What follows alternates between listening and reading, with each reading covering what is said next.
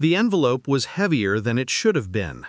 The stranger's fingers brushed mine when he pressed it into my palm. His voice barely broke the air, a whisper drowned beneath applause. "Read it when you're alone." Then he vanished. I didn't even see his face, only the faint cologne that lingered, foreign and sharp. On stage, my father's words cut through the air. He spoke of legacy, of bloodline, of my name carved into history. The audience rose in a wave of clapping hands. They celebrated my inheritance, my scholarship, my future. But I stood at the back, still, the envelope burning against my skin. My husband's arm brushed mine, his grip too tight, his smile too wide. To them, he looked proud, supportive. To me, he looked rehearsed. I felt the paper's weight against my ribs like a loaded gun. I knew before I opened it. Some part of me always knew. And I wondered, even as the applause thundered, if this was the moment my life split in two. Later, when the champagne had dulled and my father's words still echoed, I locked myself inside the study. The room smelled of leather, dust, old ambition. I broke the seal. Inside, a single sheet, typed, precise, no greeting, no sender, just evidence. Photos first, blurry at the edges but unmistakable. My husband's hand on her waist, his mouth pressed to hers. Not once, not a mistake, dozens. Different nights, different cities. Then a line of numbers, dates, times, hotel receipts. At the bottom, DNA report. My breath snagged, shallow, sharp. I didn't need to read further. The name of the child was there. A boy, age 6. His son, not mine.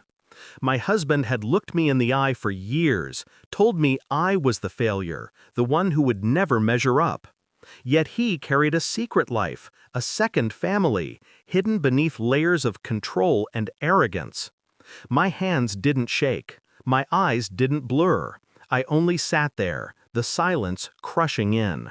Failure. The word replayed in his voice. Mocking, brutal. And now, hollow. I learned to breathe differently after that night. Shallow, calculated, careful. I smiled when he touched me, though I counted the seconds it took for his hand to slide away.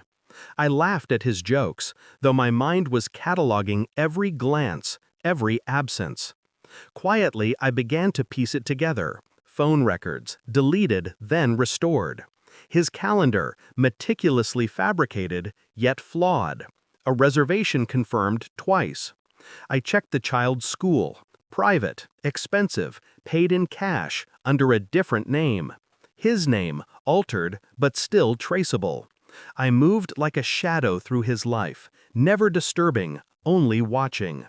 Every lie was a thread, and I pulled them one by one until the whole fabric loosened. He suspected nothing. Why would he? To him, I was still the silent one, the overlooked wife, the failure. He did not notice the way my eyes followed him, the way I lingered at the threshold when he left.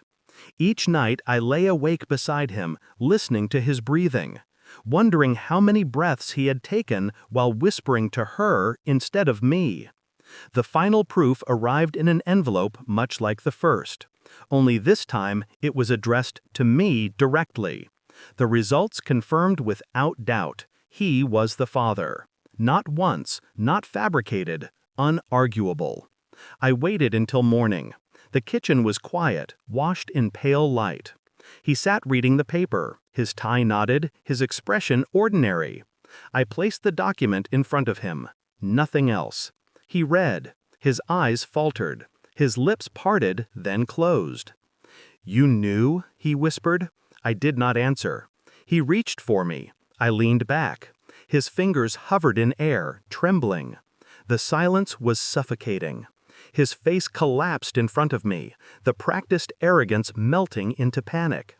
I only stared.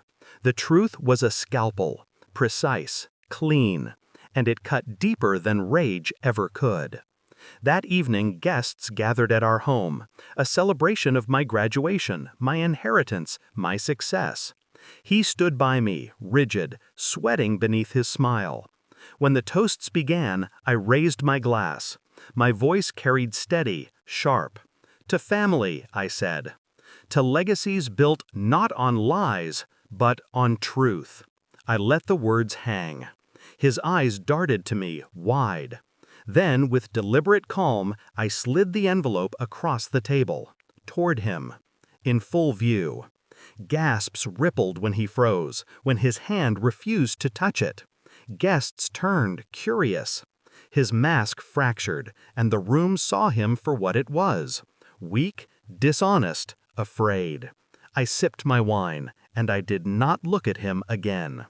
I moved out the next day. The mansion, the company, the car, they were mine now. But none of it mattered as much as the silence I carried with me. I left him surrounded by walls he didn't deserve, by wealth he couldn't control.